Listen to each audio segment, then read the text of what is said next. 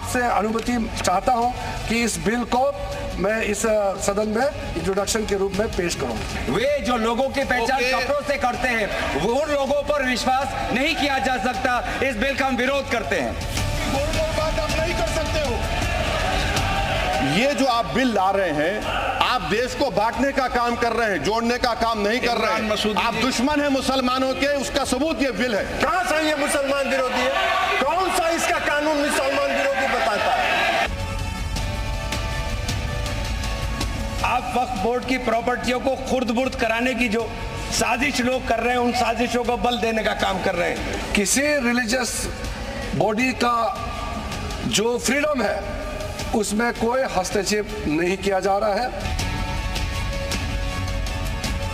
Bill जो introduce हो रहा है, ये अध्यक्ष महोदय बहुत सोची समझी राजनीति के तहत हो रहा है। वक्फ बोर्ड में गैर मुस्लिम को शामिल करने का औचित्य क्या बनता है? किसी का हक छीनना तो बात छोड़ दीजिए, जिनको हक नहीं मिला है उनको हक देने के लिए ये बिल लाया गया है।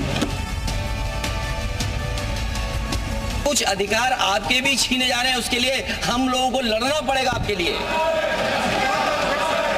अध्यक्ष के अधिकार अखिलेश जी सिर्फ विपक्ष के नहीं है, पूरे सदन के हैं। इस तरह की गोलमोल बात आप नहीं कर सकते हो। आप नहीं हो अध्यक्ष के अधिकार के संरक्षक। This bill is targeting the Muslims of this country. अगर ये होगा तो कोई भी अकलियत, कोई भी माइनॉरिटी अपने आप को हिंदुस्तान में सेफ नहीं करेगी। Directly an attack on the faith and freedom of religion।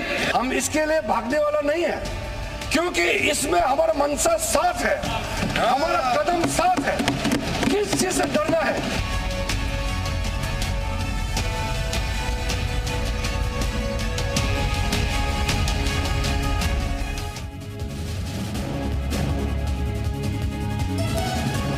नमस्कार, मैं कुंदन जमयार, आप देख रहे हैं यूपी मांगे उत्तर। वक्फ एक्ट में बदलाव को लेकर सियासत में हिंदू मुसलमान छिड़ गया है। दरअसल संशोधन बिल पर कांग्रेस का कहना है कि जब राम मंदिर ट्रस्ट में कोई गैर हिंदू नहीं है तो फिर वक्फ बोर्ड में गैर मुस्लिम को जगह क्यों दी जा रही है। उधर सपा ने वक्फ एक्ट संशोधन बिल को साजिश करार दिया है। विपक्ष के आरोपों पर सरकार का कहना है कि वक्फ बोर्ड में बदलाव से आम मुसलमानों को हक मिलेगा।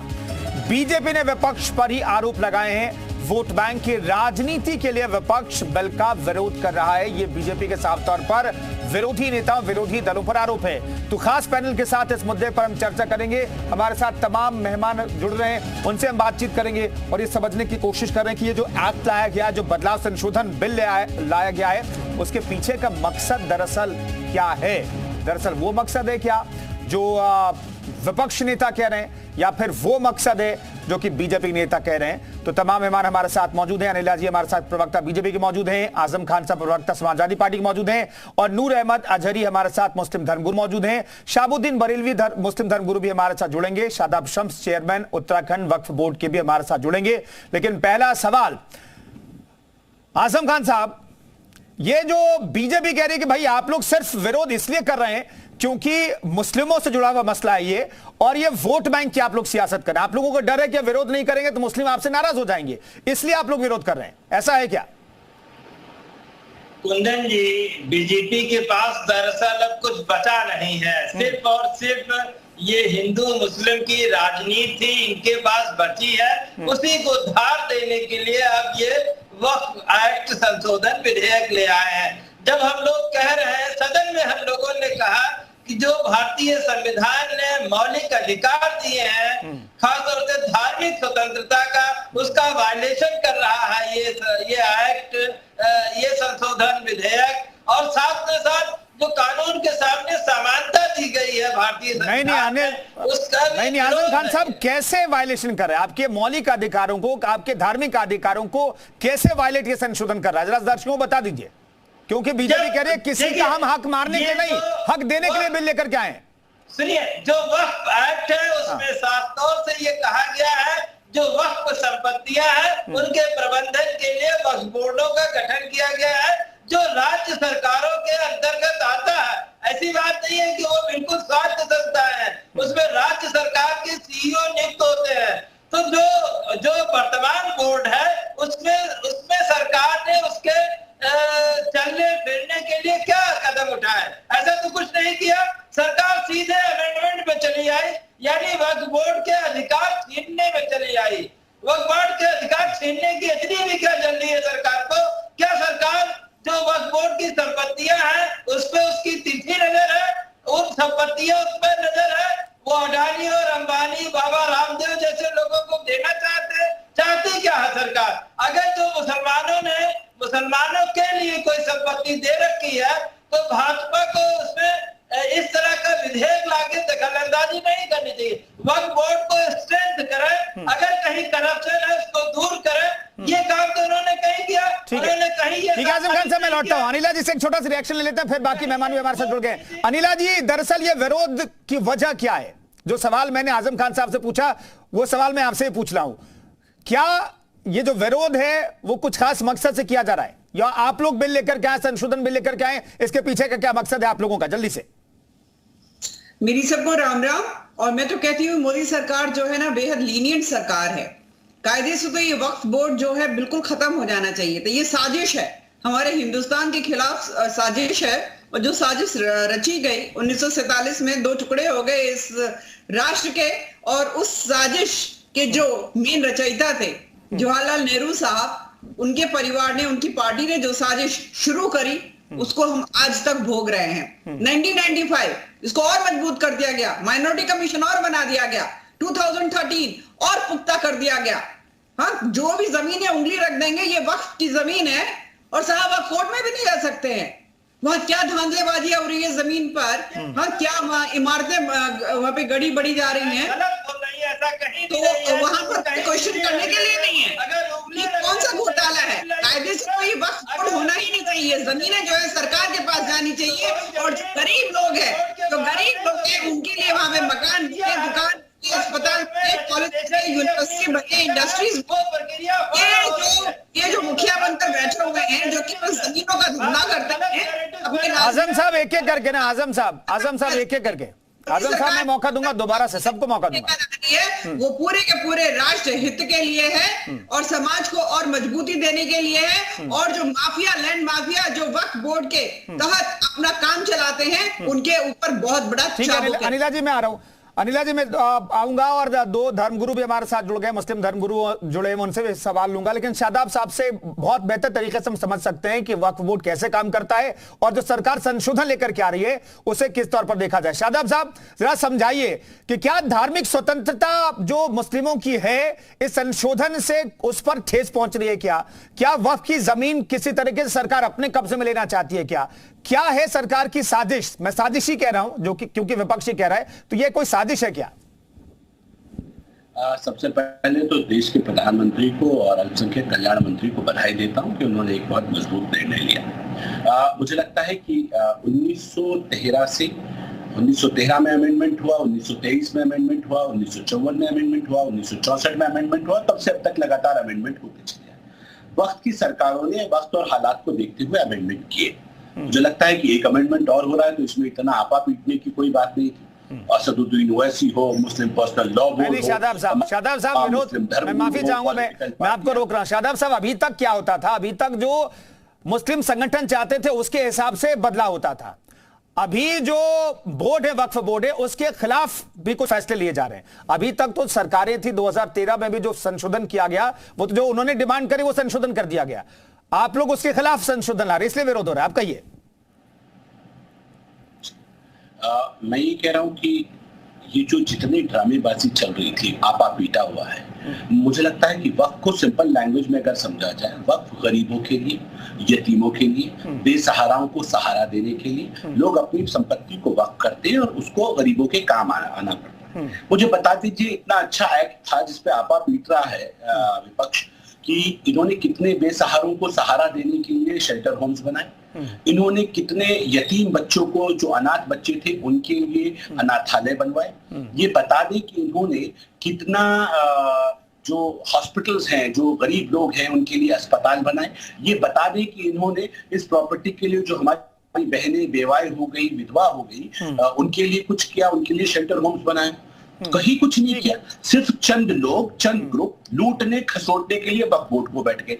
मुझे ये कहते हुए बिल्कुल गुरेज नहीं है कि सबसे बड़े भ्रष्टाचार का अड्डा अगर कोई है, ठीक है, भ्रष्टाचार का अड्डा। शादाब साहब बहुत बड़ी बात करेंगे, भ्रष्टाचार का अड्डा बन गया वक्फ बोर्ड। नूर साहब कुछ कहना चाहेंगे आप? ये जो सरकार की सर, मैं दोबारा लौटूंगा, दोबारा लोगों थोड़ा छोटा रिएक्शन ले लेते हैं। दोबारा शादाब साहब मैं आपके पास लौटूंगा क्योंकि आप अहम शख्स है इस डिबेट में, आप बहुत बेहतर तरीके से समझा सकते हैं। नूर साहब, कोई दिक्कत है क्या इस संशोधन से? जो वक्फ बोर्ड के साथ हो रहा है क्या वो मठ और मठ की जमीनों के साथ में होगा? मठ की जमीनों का विरोध हो रहा है आपके पास कि मठ की जमीनें कितनी है? जो आप ढिंढोरा आप लोग पीट रहे हैं कि वक्फ बोर्ड नहीं, लेकिन मठ के पास ये भी अधिकार नहीं है कि भैया ये हमारी प्रॉपर्टी हमारी हो गई और आप उसे चैलेंज नहीं कर पाएंगे। मठ को अधिकार नहीं है, आपके वक्फ बोर्ड को अधिकार है। वो मतलब है वक्फ का मतलब है दान करना।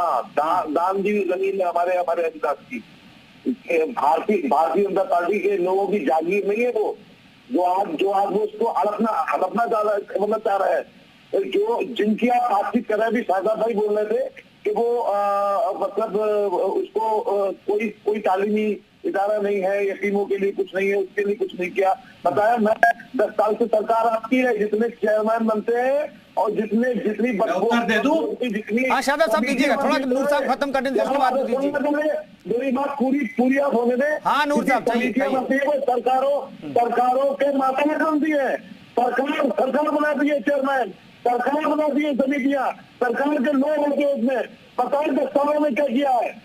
10 सालों में वक्फ बोर्ड पर जिन लोगों को आपने चेयरमैन बना के बैठा वो बताया, उन लोगों ने क्या किया है? सबको आप छोड़िए। अरे नूर साहब, लेकिन अगर सरकार का कंट्रोल है तो आप क्यों आरोप लगा रहे हैं कि सरकार कंट्रोल करना चाहती है? अरे सरकार ठीक है नूर साहब शादाब जी जवाब देना चाहते हैं आपको, फिर शहाबुद्दीन जी के पास में जाऊंगा। ठीक है, कहिए शादाब जी। मैं ये नूर भाई, मैं सिर्फ इतना कह रहा हूँ, कितनी अच्छी बात, इस पे आपको मेरा समर्थन करना चाहिए अगर आप मुसलमानों के हितैषी हैं तो। मैं ये कह रहा हूँ सारे वक्फ बोर्डों की सीबीआई जांच कराओ, इंक्लूडिंग शादाब शम्स, ठीक है, जिन्होंने भ्रष्टाचार किया है, सदके ज़कात खैरात का पैसा है, अरबों खरबों की संपत्ति, हमारे बच्चों के हाथ में भीख का कटोरा, अरबों खरबों की संपत्ति, हमारे लोग लाइन में लगते हैं, राशन कैसे मिलेगा? मोदी जी का मुफ्त राशन ना हो तो घर चलाना मुश्किल। ये है औकात है हमारी।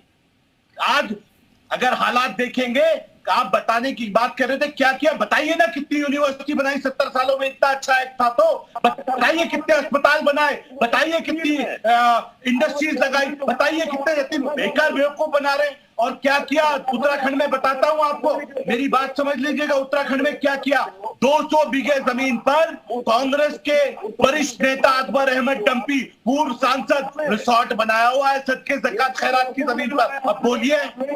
दूसरा, सईदुज़्ज़मा कांग्रेस के मुजफ्फरनगर के सांसद रहे हैं पूर्व, उन्होंने कलियर के अंदर वक्फ बोर्ड की जमीन कब्जाई हुई है। धर्मगुरु जो अपने आप को कहते हैं, पीरान कलियर दरगाह साबिर पाक के आस्थाने की सैकड़ों एकड़ जमीन को अपने नाम पे दर्ज करा के उसकी मलाई खा रहे हैं। गरीबों को क्या मिला? चंद लोग लूटते रहे इस प्रदेश को, देश को, इस औकात को, और हम खामोश रहे। ये हमारे ऊपर सवाल है। खुदा के यहाँ हमारी भी पकड़ होगी, ये ध्यान रखिएगा नूर साहब। अगर हम भ्रष्टाचार करेंगे और ऐसे लोगों को सहयोग करेंगे, इतने लंबे लंबे कीड़े पड़ेंगे, ध्यान रखिएगा इस बात। कितने मुसलमानों के घरों को, कसूर मुसलमानों के घरों को तोड़ा, मजहरों को नहीं, इसमें मत पड़िए नूर साहब, वक्त की बात कर लेते हैं। नूर साहब ये वक्त की बात कर लेते हैं। दो मामलों को बात नहीं करेंगे, बात करेंगे। सुनने का ये ड्रामेबाजी मत कीजिए। आप पॉलिटिकल मुसलमान हैं, अगर आप बात को घुमा रहे हैं तो। कहाँ चला गया था ईमान आपका? कहाँ थे हम? नहीं ठीक है, आज वक्त की बात होगी, सिर्फ वक्त की बात होगी। हमारे साथ शहाबुद्दीन बरेलवी जी भी हैं। तो मुझे बताओ, मैं तुम्हें बचाऊं। तुम्हारे वक्त में संपत्ति होगी। ठीक है शादाब साहब, मैं आ रहा हूँ, नूर साहब मैं आ रहा हूँ। शहाबुद्दीन बरेलवी जी हमारे साथ मौजूद हैं। शहाबुद्दीन जी, दरअसल हमें बताइए, दर्शकों को बताइए कि वक्फ बोर्ड दरअसल जिस मकसद से होना चाहिए था, जिस मकसद के लिए इस बोर्ड को काम करना चाहिए था, क्या वो बोर्ड वाकई में उस मकसद को कामयाब बना रहा है क्या? शहाबुद्दीन जी देखिए, वक्फ बोर्ड पूरे हिंदुस्तान के ये अपने मकसद से भटक गए हैं। हमारे बुजुर्गों ने अपनी जमीनें जायदादें वक्फ की थी, उनका मकसद ये था कि दीनी तालीम, दुनियावी तालीम में जो हमारी नई नस्ल है उसको पढ़ाना लिखाना, स्कूल मदरसे कॉलेज को कायम करना और साथ ही एक मकसद ये भी था कि यतीम, बेवा, गरीब, लाचार महिलाओं, मर्दों की किफालत करना, और जो तलाकशुदा मुतल्लका औरतें हैं और यतीम बच्चे हैं उनकी किफालत करना, और साथ ही साथ मस्जिदों के रखरखाव का इंतज़ाम करना और मौज़िन और इमाम की तनख्वाहें देना, ये तमाम खैराती काम जो थे वो इसका हमारे बुजुर्गों के वक्फ करने का मकसद था। मगर अब तुल्फा तमाशा ये है कि कोई भी गवर्नमेंट आती है, चाहे सपा की हो या कांग्रेस की हो या मौजूदा गवर्नमेंट हो भाजपा की हो, तो सब तरह ये गवर्नमेंटें जो बनाती, इनका आईनी के अमल दखल से चेयरमैन बनता है, मेंबरान बनते हैं और अधिकारी नियुक्त होते हैं। तो ये लोग जो है भू माफिया से मिल करके जमीनों को खुदबुद करते हैं, कोई किराए के नाम पे, कोई लीज के नाम पे करोड़ों रुपया वक्फ बोर्ड के चेयरमैन और मेंबरान कमाते हैं। इस पर गवर्नमेंट जो है वो आंखें बंद कर लेती है। और मैं एक भाजपा के अगर यहाँ पे प्रवक्ता कोई बैठे हो तो मैं उनसे पूछना चाहता हूँ, ये बताइए कि मैं जो संशोधन बिल जो पेश हुआ है पार्लियामेंट में, मैं उसका समर्थन करता हूं कि संशोधन होना चाहिए, तरमीम तब्दील होना चाहिए, इसलिए कि माजी में भी बहुत सारे 3-4 मरतबा कांग्रेस की गवर्नमेंट ने भी संशोधन किए हैं और वक्त के तकाजों के हिसाब से जरूरत थी संशोधन करने की, वही गवर्नमेंट लेकर के आई है पार्लियामेंट में, तरमीम तब्दील होना चाहिए, मैं इसका समर्थन करता हूं। मगर ये बात मैं पूछना चाहता हूं भाजपा के प्रवक्ता से कि क्या जो मौजूदा वक्फ बोर्ड लखनऊ का जो चेयरमैन है उसके अंदर कौन सी खूबी और कौन सी खुसूसियात हैं कि वो चहीता था अखिलेश यादव का, अखिलेश यादव ने चेयरमैन बनाया, वही चहीता आदमी था मायावती का, मायावती ने चेयरमैन सवाल आप पूछ रहे हैं शाहबुद्दीन जी, उसका अनिला जी जवाब दे देते हैं। आदित्यनाथ का जल्दी से अनिला जी थोड़ा छोटा शाहबुद्दीन जी थोड़ा छोटा, अनिला जी जवाब दीजिए। दूसरा कार्यकाल में चेयरमैन बनाया, कौन सी खूबी और कौन सी क्या नाम खूबियां हैं उस शख्स में, एक ही आदमी को पूरी साहब बदल देते उसमें दिक्कत हो जाती है ना। दिक्कत यह है कि बीजेपी गवर्नमेंट मुस्लिमों से जुड़ा हुआ अच्छा फैसला मिले उसमें दिक्कत दिखाई देने लगती है। अनिला जी जवाब दीजिए जल्दी से। देखिए इस चीज का तो मैं उत्तर नहीं दे पाऊंगी कि इस वक्त जो वहां के अध्यक्ष हैं वक्फ बोर्ड के लखनऊ, उनकी वहां पर जो तैनाती है वो उसका आधार क्या है क्या नहीं है, तो इस चीज में उसके ऊपर कोई भी रिएक्शन नहीं दे पाऊंगी। पर मुझे अच्छा लगा शम्स साहब भी कह रहे हैं और बरेलवी साहब ने भी अप्रिशिएट किया कि अमेंडमेंट बिल्कुल होना चाहिए, टाइम टू टाइम होना चाहिए। और यहाँ पर ये देखना चाहिए कि क्या मुसलमानों को केवल वोट बैंक की तरह कोई राजनीतिक दल इस्तेमाल कर रहा है, या ऐसा राजनीतिक दल जिसको आप वोट भी नहीं करते हैं फिर भी लगातार वो आपके भले के लिए काम करता है, आपकी बहन बेटियों को और मजबूत करता है। ऐसी संस्थाओं में जहां पर वो कदम नहीं रख सकती थी उनकी मौजूदगी पक्की हो, इसके लिए वो कदम उठाते हैं। तो अब तो जो मुसलमान हैं उनको तय करना होगा कि ऐसे राजनीतिक दल आप उसमें भरोसा नहीं जताते हैं, जिस दिन भरोसा जता देंगे तो फिर तो आप सोचिए आपके लिए और क्या क्या हो जाएगा। और मैं हमेशा ओपन चैलेंज देती हूँ, मैं तैयार हूँ डिबेट करने के लिए कि जितना काम नरेंद्र मोदी जी ने मुस्लिम कम्युनिटी के लिए इस राष्ट्र में किया है उतना काम किसी और प्रधानमंत्री ने नहीं किया, क्योंकि वो एक नागरिक को अपना नागरिक मानकर काम करते हैं, उसको वो धर्म और जाति में नहीं बांटते। ठीक है, नूर साहब उंगली उठा रहे, जल्दी से फिर मैं आजम जी के पास जाऊंगा, जल्दी से नूर साहब। सही कह रही है अनिला जी, बहुत काम किया उन्होंने। चुनाव के दौरान कहा था ना कांग्रेस मंगलसूत्र लेके मुसलमानों को दे देगी, उन्होंने कहा था हम अपने जीते नहीं कभी भी मुसलमान देंगे। भाई बहुत सारे काम किए हैं सबके भैया। आरक्षण तो आपको धार्मिक आधार पर तो मिल नहीं सकता है ना, वो तो संविधान में नहीं दिया जा सकता। संविधान रटते रहते हैं, लेकिन वो तो संविधान में लिखा कि धार्मिक आधार पर आरक्षण हो नहीं सकता है, इसमें कोई नई बात नहीं है। आजम खान साहब मुझे बताइए, दरअसल सरकार ने जो अमेंडमेंट लाया उसमें कहा गया भाई ऑडिट भी कराएंगे और अकाउंट को भी बेहतर तरीके से रखने की व्यवस्था भी होगी इसमें। तो भाई जो खुर्द-बुर्द प्रॉपर्टी का करने का आरोप शाहबुद्दीन जी भी लगा रहे हैं कि भाई जो प्रॉपर्टी बोर्ड की है उसे खुर्द-बुर्द करके लोग बेच देते हैं। कर्नाटक गवर्नमेंट में देखा गया कि भाई 23,000 एकड़ जो है भूमि का जो है कमर्शलाइज कर दिया गया, जबकि कमर्शलाइज आप भूमि को कर ही नहीं सकते वक्फ की जमीन को। तो भाई साइंटिफिक तरीके से पूरी जांच होगी, अकाउंट मेंटेन होगा, ऑडिट होगा, तो इसमें दिक्कत क्यों होनी चाहिए? कुंदन जी, ये व्यवस्था पहले से थी। डिजिटलाइजेशन सेंट्रल वक्फ बोर्ड और अल्पसंख्यक मंत्रालय ने डिजिटलाइजेशन की व्यवस्था पहले से ही करी थी। सरकार काम तो करना नहीं चाहती है। अभी अनिला जी कह रहे थे मुसलमानों के लिए बहुत किया, मुसलमानों के लिए एक आधुनिक मदरसा चलता था जिसमें ये मोदी जी कहते हैं, प्रधानमंत्री जी, एक हाथ में कुरान एक हाथ में कंप्यूटर, वो स्कीम बंद कर दी गई, ठीक है। और अल्पसंख्यक मंत्रालय में जितनी स्कीमें चलती थी सब बंद हो गई। अल्पसंख्यक मंत्रालय बंद के कगार पर है, अल्पसंख्यक मंत्रालय बंद के कगार पर है, कोई भी स्कीम नहीं कर रही है। जो सादात साहब बैठे हो चाहे तो वेबसाइट पे चेक कर ले। आजम भाई देखिए, किसी की चर्चागिरी करना आसान है। ठीक है आजम साहब, अब जवाब ले लेते हैं शादाब जी।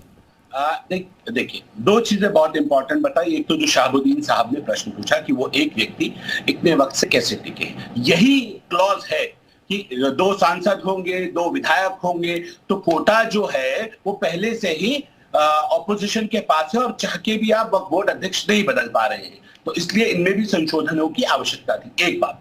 दूसरी बात, जो इंपॉर्टेंट लाइन है, क्योंकि आप शहाबुद्दीन साहब बरेलवी मौलाना आपने लिखा है, वो दरगाह साबिर पाक के आस्थाने से बहुत मोहब्बत करते होंगे, जैसे हमारी अकीदा है ऐसे उनका भी होगा। आप ईमानदारी से बताइए कि दरगाह साबिर पाक में आपका भी यकीन होगा, आप भी आते होंगे, सैकड़ों सालों से वहां मेला भूमि लगती है, पे मेला लगता आया है, उस जमीन के साथ खुलेआम नंगा नाच हो रहा है। जब हम बोलते हैं तो ये कहा जाता है कि नहीं, इन उलेमाओं के सामने मत बोलो, ये गलत भी कर रहे हैं तो इसे बर्दाश्त कर लो। क्या बताइए, ये ठीक है क्या?